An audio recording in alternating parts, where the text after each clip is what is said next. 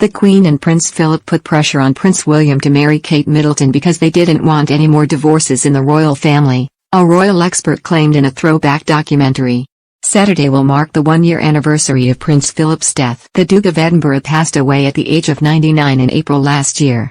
He was just a couple of months away from celebrating his 100th birthday. Prince Philip was Britain's longest-serving royal consort, supporting the Queen for 70 years after leaving active military service when Elizabeth ascended the throne in 1952. He was an imposing figure in the royal household and was known for voicing his opinions, controversial or not.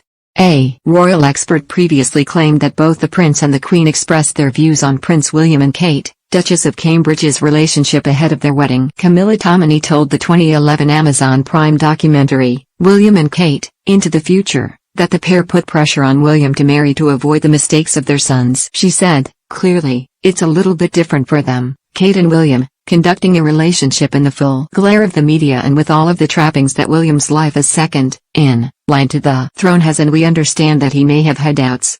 Was Kate the one for him? Clearly he doesn't want to make any mistakes like his father did before him. There's pressure on him from the Queen and Prince Philip because they don't want any more divorces in the royal family." Nearly 20 years before, Prince Charles and Princess Diana separated, having struggled through an incompatible pairing and extramarital affairs. That same year, Prince Andrew announced his separation from Sarah Ferguson. 4 years later, in 1996, both couples divorced. According to Ms. Tominey, William was careful not to make any mistakes like his father did before him. The Duke was first linked to Kate in 2001 when they were both studying at St. Andrews University, but the couple did not get engaged until 2010. During this time, the lengthy wait Kate endured was picked up on and she was soon nicknamed Waity Katie.